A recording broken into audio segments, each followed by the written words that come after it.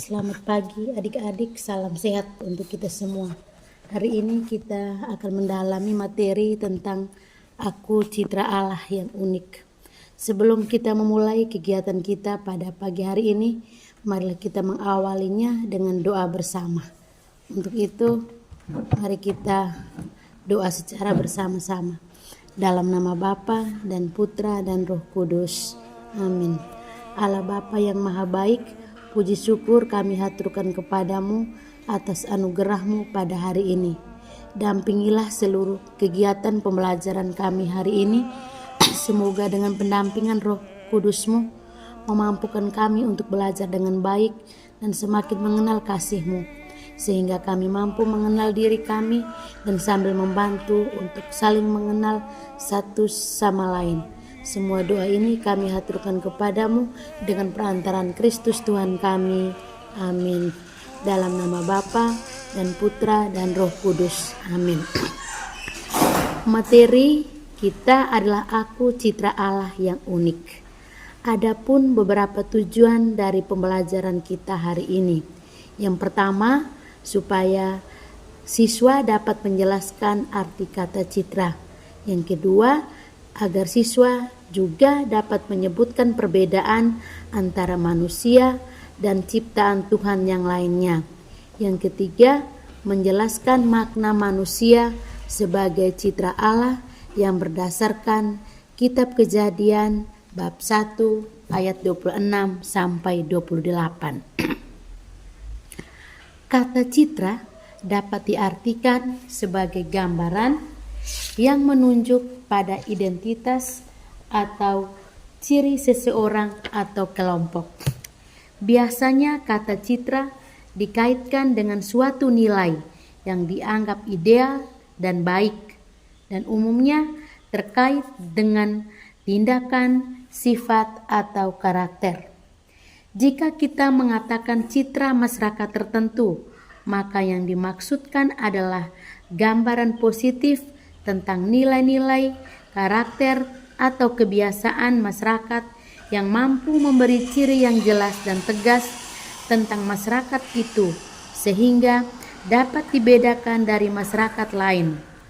Oleh karena itu, kita mengenal juga citra yang baik dan citra yang buruk tentang seseorang atau kelompok masyarakat tertentu. Kata citra juga mempunyai makna keserupaan, kesegambaran, atau kemiripan antara seseorang atau kelompok yang dicitrakannya. Misalnya, seorang anak merupakan citra atau gambaran orang tuanya karena mempunyai keserupaan, kesegambaran, atau kemiripan dalam hal-hal tertentu. Ia pun sekaligus mempunyai tanggung jawab menampilkan citra orang tuanya itu sebaik mungkin. Dengan kata lain, gambaran tentang orang tua dapat dikenali melalui ciri-ciri fisik atau pola tindakan anaknya. Demikian pula halnya, citra masyarakat hendaknya tercermin dalam perilaku setiap anggota masyarakatnya. Pandangan iman Katolik tentang keunikan manusia sebagai citra Allah yang akan kita baca pada Kitab Kejadian bab 1 ayat 26 sampai dengan 28. Pada ayat 26, berfirmanlah Allah, baiklah kita menjadikan manusia menurut gambar dan rupa kita, supaya mereka berkuasa atas ikan-ikan di laut dan burung-burung di udara, dan atas ternak, dan atas seluruh bumi, dan atas segala binatang melata yang merayap di bumi. Ayat 27, maka Allah menciptakan manusia itu menurut gambarnya, menurut gambar Allah diciptakannya dia, laki-laki dan perempuan diciptakannya mereka.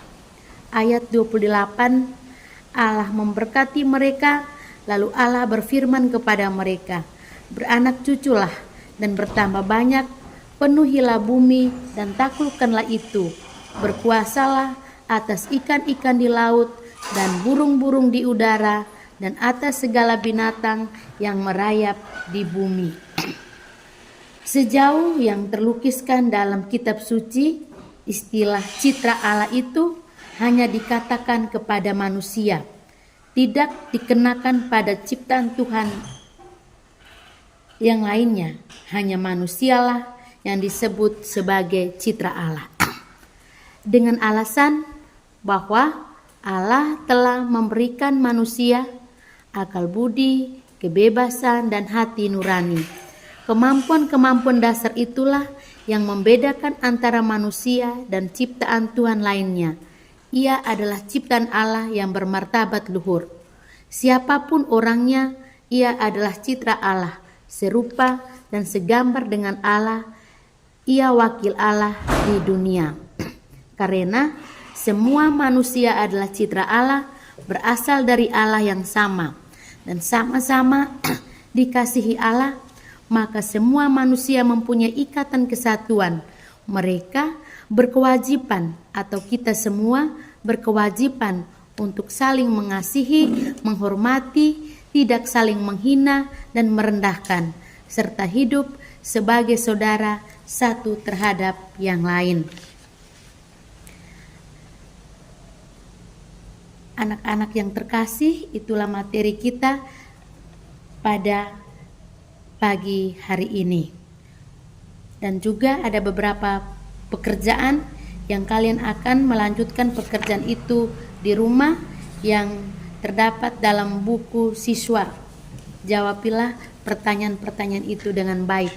Untuk itu, mari kita akhiri kegiatan kita pada pagi hari ini dengan doa yang kalian lihat pada Mazmur bab 8 ayat 2 sampai dengan 10. Dalam nama Bapa dan Putra dan Roh Kudus. Amin.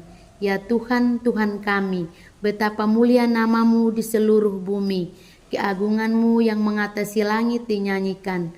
Dari mulut bayi-bayi dan anak-anak yang menyusu, telah Kau letakkan dasar kekuatan karena lawan-Mu untuk membungkam musuh dan pendendam. Jika aku melihat langit-Mu, buatan jari-Mu, bulan dan bintang-bintang yang Kau tempatkan, siapakah manusia sehingga Engkau mengingatnya? Apakah anak manusia sehingga Engkau mengindahkannya? Namun Engkau telah membuatnya hampir sama seperti Allah, dan telah memahkotainya dengan kemuliaan dan hormat. Engkau membuat dia berkuasa atas buatan tangan-Mu. Segala-galanya telah Kau letakkan di bawah kakinya. Kambing, domba, dan lembu sapi sekalian, juga binatang-binatang di padang, burung-burung di udara, dan ikan-ikan di laut, dan apa yang melintasi arus lautan. Ya Tuhan, Tuhan kami, betapa mulia nama-Mu di seluruh bumi. Kemuliaan kepada Bapa dan Putra dan Roh Kudus, seperti pada permulaan sekarang, selalu sepanjang segala abad. Amin. Dalam nama Bapa dan Putra dan Roh Kudus. Amin.